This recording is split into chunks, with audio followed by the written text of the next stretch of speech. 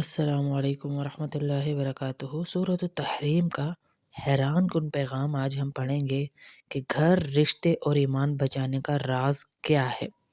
کیا آپ جانتی ہیں کہ ایک ایسا واقعہ جس میں نبی کریم صلی اللہ علیہ وسلم کو تنبیہ کر کے ہمیں اور آپ کو ایک میسج دیا گیا جو اس سورۃ التحریم میں ہمیں بتایا جائے گا۔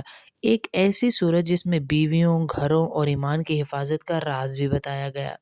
اگر آپ شادی شدہ ہیں یا گھر میں سکون چاہتے ہیں تو یہ ویڈیو آپ کی زندگی کو بدل سکتی ہے۔ مطلب آپ کی زندگی میں سکون آ سکتا ہے۔ آپ کو طریقہ بتایا گیا۔ ظاہر ہے ہم رشتے میں خود نہیں جڑے، اللہ نے جوڑا۔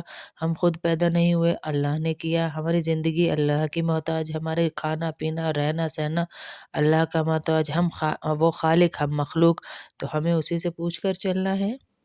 ہمیں طریقہ بتایا گیا، ہمیں راز بتایا گیا کہ گھر کی زندگی میں سکون کیسے آئے گا۔ اس سورۃ التحریم ہم پڑھیں گے آج، اور اس میں وہ راز ڈھونڈنے کی کوشش کریں گے جو اللہ نے مجھے اور آپ کو بتایا، اور وہ پوائنٹ آؤٹ کریں گے جو اللہ نے اس سورت میں ہمیں بتانے کی کوشش کی۔ ایک ایسی سورت جس میں بیویوں، گھروں اور ایمان کی حفاظت کا راز بتایا گیا۔ سورۃ التحریم قرآن پاک کی ایک بہت اہم سورت ہے جس میں اللہ تعالیٰ نے نبی کریم صلی اللہ علیہ وسلم کے ایک واقعے کے ذریعے ہمیں بہت سارے سبق دیے۔ یہ سورت ہمیں سکھاتی ہے کہ گھر کے مسائل کیسے حل کیے جائیں، رشتوں کو کیسے بچایا جائے، اور سب سے بڑھ کر ایمان کو کیسے مضبوط رکھنا ہے۔ حلال کو خود پر حرام نہ کرے، نمبر 1۔ ایک سب سے پہلا پوائنٹ جو اس صورت میں ہمیں دیا گیا کہ حلال کو حرام نہ کرو، خود پہ جو اللہ نے تم پر حلال کر دیا۔ سم ٹائم آپ کو پتہ ہے کہ ہم بہت سارے رشتوں کو بھی کہتے ہیں کہ اب اس سے بات کرنا میرے اوپر حرام ہے، اب اس کے گھر کھانا میرے اوپر حرام ہے، اب یہاں جانا میرے اوپر حرام ہے، اب میں یہ چیز نہیں کھاؤں گی، اس سے نہیں ملوں گی۔ تو یہ رشتے اللہ نے ہمارے لیے حلال کیے ہیں، ان کو ہم حرام نہیں کر سکتے۔ اور یہاں پر جس چیز کی طرف اشارہ ہے جو اللہ کے نبی کو بتایا گیا، وہ بھی میں آپ کو ترجمے میں بتاتی ہوں۔ پہلے پوائنٹس بتا دوں۔ نبی کریم صلی اللہ علیہ وسلم کو فرمایا گیا اللہ تعالیٰ کی طرف سے کہ آپ کیوں ان چیزوں کو اپنے اوپر حرام کرتے ہیں جس کو اللہ نے حلال کیا۔ ہم اکثر دوسروں کو خوش کرنے کے لیے اپنی جائز چیزیں بھی کیا کرتے ہیں، چھوڑ دیتے ہیں۔ تو اللہ پاک فرما رہے ہیں یہ درست نہیں ہے، میں ہوں حلال اور حرام بنانے والا، تم کچھ نہیں کر سکتے ہیں۔ کوئی بھی نہیں کر سکتا کہ حرام کو حلال بنا دے یا حلال کو حرام۔ کسی سے ملنا، کچھ کھانا، کچھ پہننا، اس کو حرام کر دے، مجھے نہیں پسند تو تم نہیں کرو گی۔ اکثر حکم مل جاتا ہے نا ہم عورتوں کو، اور ہم عورتیں بھی ذرا سا شوہر سے وہ ہوتی ہیں تو مجھے قسم ہے جو میں آئندہ اس کو اپنی کوئی بات بتاؤں، حرام ہے میرے اوپر، ہم کہتے ہیں نا کہ اس کو کچھ بولو۔ تو ایسے ہمیں نہیں کرنا، جو چیزیں اللہ نے حلال کر دی ہیں وہ کرنی ہی ہیں۔ گھریلو راز کسی کو نہ بتائیں۔ ہاں کوئی اللہ والا ہے، آپ اپنا دکھ سنا رہے ہیں اسے، اللہ والی عورتوں کو، مردوں کو کہ دکھ سنا رہی ہیں، اس سے دعا لینا چاہتی ہیں، اس کی دعاؤں میں آنا چاہتی ہیں، تو پھر تو ٹھیک ہے۔ اور وہ اللہ والی بھی جگہ جگہ نشر کرنے والی نہ ہو بیٹھ کے، تو پھر تو ٹھیک ہے، لیکن کسی کو اپنے گھر کے راز نہ دیں۔ اس صورت میں ایک واقعہ یہ بھی بیان کیا گیا جہاں ایک راز پہنچا دیا گیا۔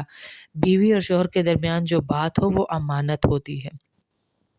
یہ جو ٹک ٹاک پہ آج کل نمائشیں ہو رہی ہیں نا، پہلی رات کی پنیں اتر رہی ہیں، مہندی دکھائی جا رہی ہے، ڈریس پھینکے جا رہے ہیں، اتارے ہوئے دکھائے جا رہے ہیں، بے حیائی کا طوفان مچا ہوا ہے۔ یہ تو انتہا درجے کی بے حیائی ہے۔ یہاں تو میاں بیوی کی بات بھی دوسرے کو بتانے سے منع کیا جا رہا ہے۔ جو ہم دوستوں کو ایک پوری رات کی انفارمیشن دے رہے ہوتے ہیں، بتا رہے ہوتے ہیں، میاں یوں بیٹھا، بیوی یوں بیٹھی، یوں کیا، یہ کیا، سب غلط ہے اور حرام ہے۔ یہ طریقے صحیح نہیں ہے، منع کیا گیا۔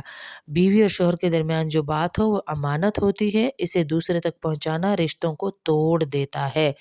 غلطی ہو جائے تو فوراً توبہ کر لیں، اس میں یہ بھی ہمیں بتایا گیا۔ اگر تم دونوں اللہ کی طرف توبہ کرو، اللہ تعالیٰ نے فرمایا جو واقعہ ابھی یہاں آئے گا، تو اللہ پاک توبہ قبول کریں گے۔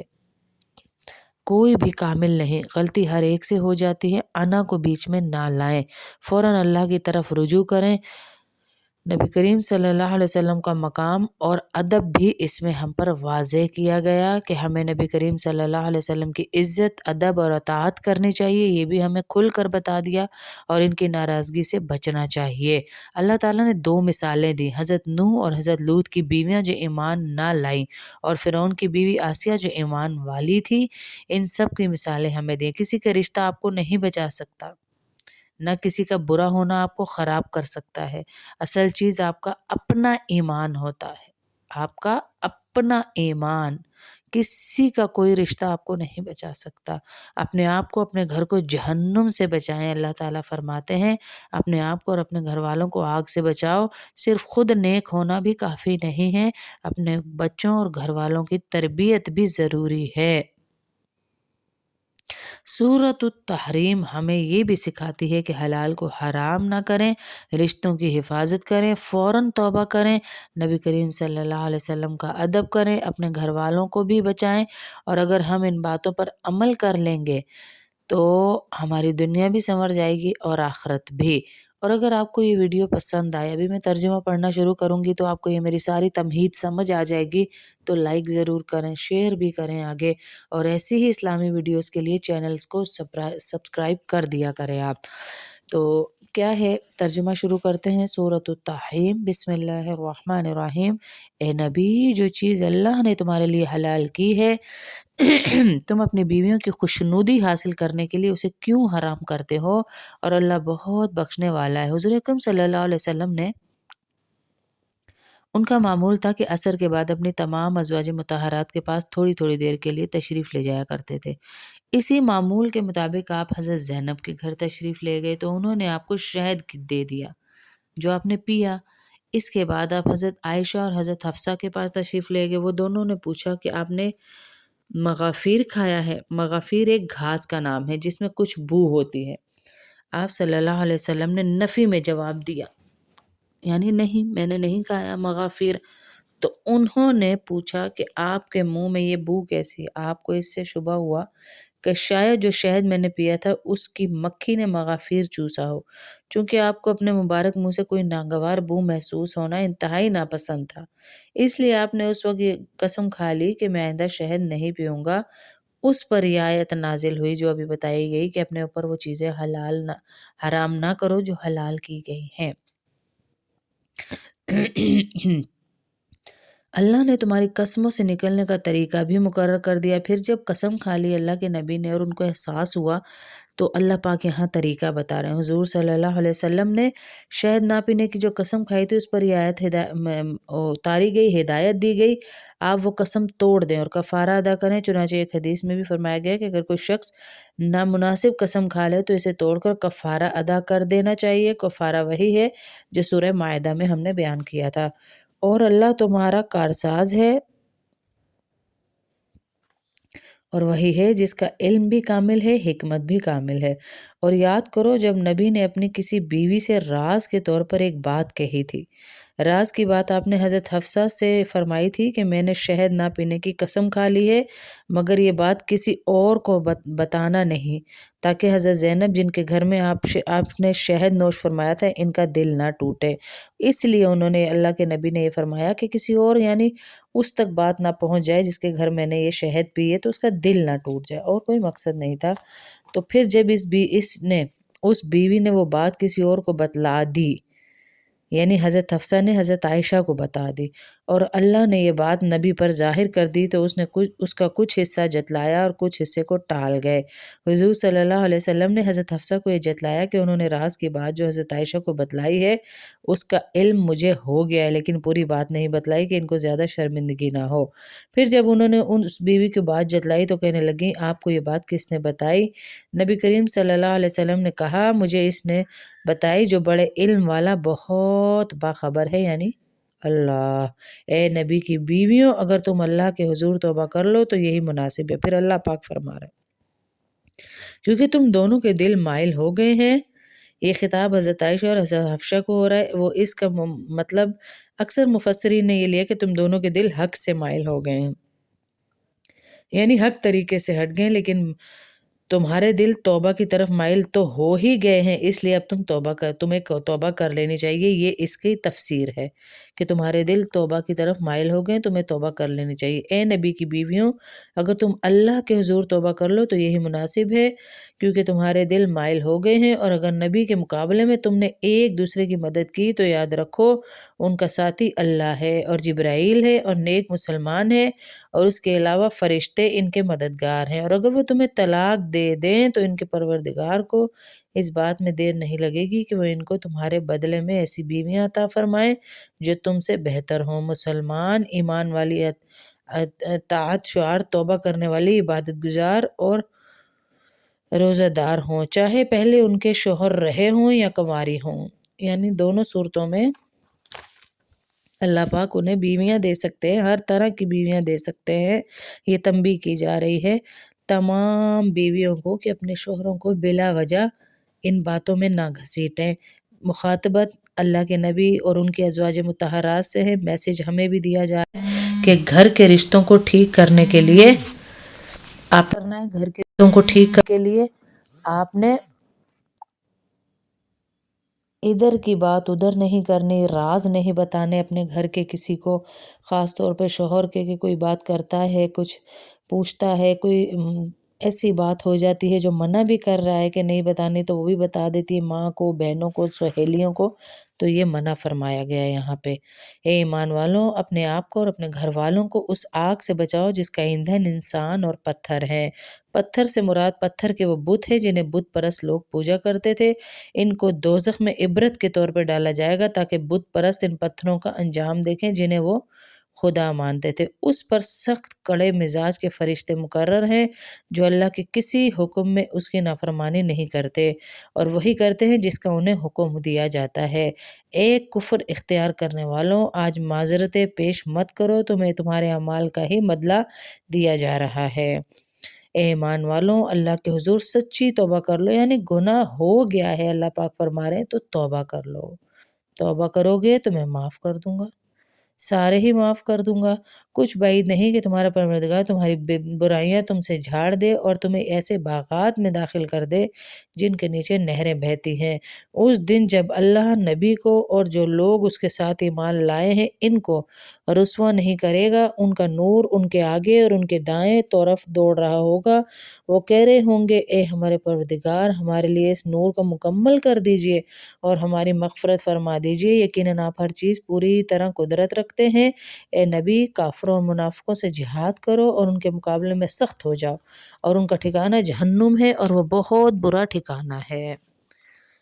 اور جن لوگوں نے کفر اختیار کیا ان کے لیے نوح کی بیوی اور لوط کی بیوی کو مثال کے طور پر پیش کرتا ہے۔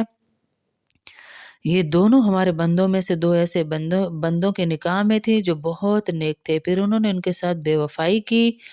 حضرت نوح علیہ السلام کی بیوی لوگوں سے اپنے مقدس شوہر کو مجنون کہلوایا کرتی تھی اور حضرت نوح علیہ السلام کے راز ان کے دشمنوں کو بتایا کرتے تھے۔ حضرت لوط علیہ السلام کی بیوی بھی آپ کے دشمنوں کی مدد کیا کرتی تھی۔ یہ مثال دے کر اللہ تعالیٰ متنبع فرما رہے ہیں کہ کسی قریب ترین رشتہ دار کا ایمان بھی انسان کو فائدہ نہیں دے سکتا جب تک کہ وہ خود ایمان نہ لے آئے، خود عمل نہ کر لے۔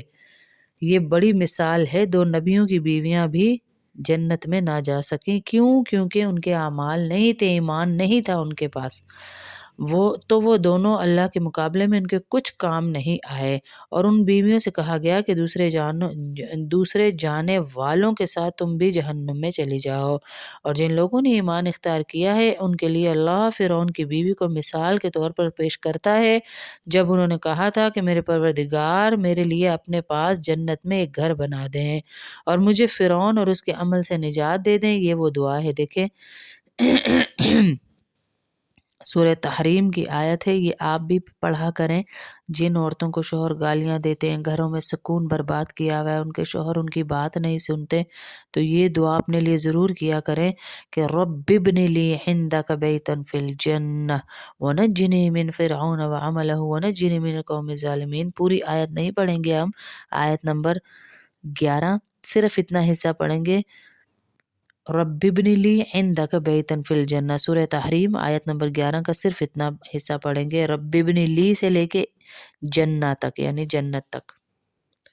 तो अल्लाह पाक उसे फ़िरौन की बीवी को किस तौर पे पेश कर रहे हैं हमारे सामने, मिसाल के तौर पे कि उसने मुझसे दुआ की कि मेरे लिए अपने पास जन्नत में एक घर बना दे और मुझे फ़िरौन और उसके अमल से निजात दे दें और मुझे ज़ालिम लोगों से भी निजात दें। नेज़ इमरान की बेटी मरियम को मिसाल के तौर पर भी पेश करता है, जिन्होंने अपनी अस्मत की हिफाजत की यानी अपनी इज़्ज़त की, तो हमने उसमें अपनी रूह फूँक दी और उन्होंने अपने परवरदिगार की बातों और उसकी किताबों की तस्दीक की और वो अताअत शुआर लोगों में शामिल थीं। कितनी बड़ी बात देखें, अल्लाह पाक हमें बता रहे हैं कि अल्लाह जब किसी को इज़्ज़त देना चाहता है तो अल्लाह ऐसी जगह से इज़्ज़त देता है कि इंसान हैरान रह जाता है, और अल्लाह जब किसी को ज़िल्लत देना चाहता है तो ऐसे देता है कि इंसान उस वक़्त भी हैरान रह जाता है कि मैं पूरी कोशिशों के बावजूद ज़लील हो रहा हूँ। अल्लाह हम सबको अमल की तौफ़ीक दे। जिन जिन ने मुझे दुआओं के लिए कहा है, अल्लाह उन सब को अपने हज़ूर से नेकियां, बरकतें, आफ़ियतें अता फ़रमाए। आज मैंने कहीं जाना है, वहाँ अगर टाइम ना मिला तो इसलिए मैं ये क्लास अभी अपलोड कर रही हूँ ताकि हमारी क्लास का नागा ना हो, क्लास की छुट्टी ना हो। अगर वहाँ टाइम मिला तो वहाँ भी ले लूँगी, एक सूरत और आगे पढ़ लेंगे, लेकिन सूरत तहरीम में इसलिए कर रही हूँ कि अगर वहाँ मुझे टाइम ना मिला तो मैं आप लोगों के साथ यहाँ पर ये सबक अपना अपलोड करके जाऊँ। अल्लाह पाक मेरी तमाम बच्चियों, ख़ास तौर पर सीमन, ज़ारा, शाइस्ता, यहिया, अल्लाह इन सब के नसीब अच्छे करे। मुस्कान है, मुस्फ़िरा है, हमज़ा है, अल्लाह हमारे बच्चों को, ये मेरी फ़ैमिलियों के बच्चे हैं समझें। अल्लाह इन बच्चों के ऐसे नसीब करे, ऐसी दुनिया और आख़िरत इन पे खोले कि इनके माँ-बाप के दिल खुश हो जाए। ऐसे इनामात अल्लाह इनको दे, अल्लाह ऐसे इनामात इनको, इनके वालिदैन को, इन बच्चियों को अपने घरों के सुकून नसीब करे अल्लाह। हमारी मुस्फ़िरा है, नशरा है, शाइस्ता है, सीमन ज़ारा है, अल्लाह इनको घर के सुकून दे। मेरी नेहा बच्ची है, अल्लाह हमारी बच्चियों को अपने शौहरों के, अपने घरों के सुकून, सुख नसीब करे, और जिन बच्चियों के अभी रिश्ते नहीं हुए अल्लाह उनको अपने घरों के सुख नसीब करे, कदरों वाले लोग नसीब करे। हमारी तमाम बच्चियाँ जिनकी शादियाँ तय हैं, अल्लाह उनके लिए आसानियाँ पैदा करे, आसानियाँ पैदा करे और मुश्किलों से अल्लाह निकाले। अल्लाह बहुत बड़ा है, मुश्किलों से निकाले। जो बीमार हैं, नशरा के मामू, या अल्लाह उनको सेहत आजिला कामिला अता फ़रमा। अदीबा बाजी की बहन, या अल्लाह उनको सेहत आजिला कामिला अता फ़रमा। ताज़ीम आंटी, या अल्लाह उनको सेहत आजिला कामिला अता फ़रमा। जितने लोग हैं या अल्लाह बीमार, उनको सेहत अता फ़रमा, और जिन जिन की औलाद नहीं उन्हें औलाद नरीना अता फ़रमा। या अल्लाह जो अपने बच्चों की शादियों के अखराजात की वजह से परेशान हैं, गैब से उनकी मदद फ़रमा। ए अल्लाह जिनके घर में राशन पानी नहीं, खाने को कुछ नहीं, उनकी मदद फ़रमा। व सल्लल्लाहु तआला अला खैर खल्क़ि मुहम्मदिन व अला आलिहि व अस्हाबिहि अजमईन बिरहमतिका या अरहमर राहिमीन। आमीन, आमीन, आमीन।